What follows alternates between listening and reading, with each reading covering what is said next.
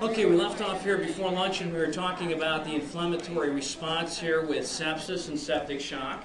And this is the diagram we were looking at here, the connection between the initiating factor, the systemic inflammatory response syndrome, and the secondary organ dysfunction that occurs.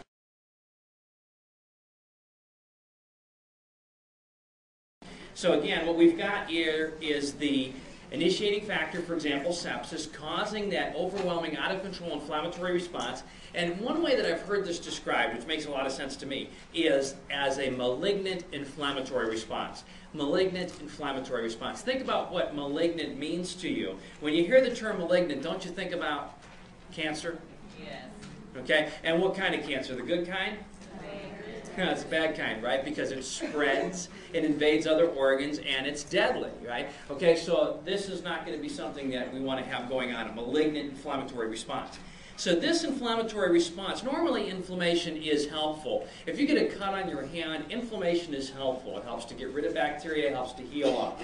But when we have inflammation throughout the entire body, what's going to happen is then that the patient is going to have this vasodilation, capillary permeability, and clotting occurring throughout the body, causing secondary organ dysfunction. So that's what we're seeing, the connection between these two things here. Now when we added Zigris to the mix here, what we were doing is we're adding this medication to help block some of the outcomes, some of the adverse effects of that systemic inflammation. So the systemic inflammation is causing capillary permeability and clotting. And those two things are causing secondary organ dysfunction. So if we can block those things from occurring, then we can keep the patient from progressing and getting worse. It's this secondary organ dysfunction that comes from inflammation that causes the problems in our patient. Zigris is activated protein C. Okay, now we have protein C in the body all the time. Protein C protects the body from its own inflammatory response. So it protects the tissue, tells the body, hey, this tissue is normal, this is healthy tissue, and there's no problem here. Don't attack this tissue. What happens, though, with this overwhelming, out-of-control inflammatory response is that we use up our protein C. So we need to replace the protein C in the patient's body. We do so by giving Zigris, activated protein C.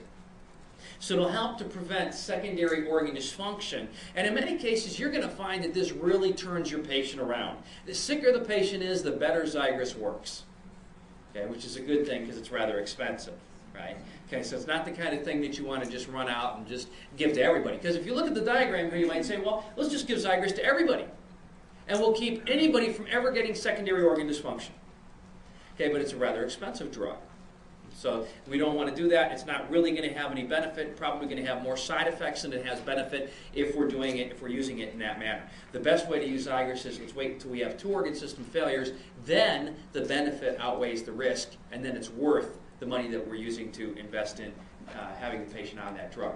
Now what's happening in our patient with septic shock is we have massive vasodilation. So out here in the venous capacitance system, we've got this massive vasodilation that's occurring. Remember, that's again part of that systemic inflammatory response. So the systemic inflammatory response syndrome is causing this massive vasodilation, dropping the diastolic pressure, and we're third spacing, or not really third spacing, but we're holding our fluid out there rather than having it come back to the heart. So all our fluid is out there, it's not coming back to the heart, and that's causing the patient to have this bad outcome. So we're not getting enough fluid coming back to the heart, we don't have enough fluid to pump, and then we have basically what looks like kind of a hypovolemic situation because there's not enough fluid to pump. So the pump's okay, no problem there. And basically we've got enough fluid, but remember too, what also happens in inflammation is capillary permeability. So we are losing some fluid. 10 or 20 years ago what we did in patients who were septic was we simply gave them pressors to try to compress this and push more blood back up to the heart. But these patients do have some hypovolemia because of the capillary permeability. Okay, so they are going to need to have some volume replacement. So pressors alone aren't going to be enough. We need some volume replacement too. So we're going to do both in this patient who has sepsis.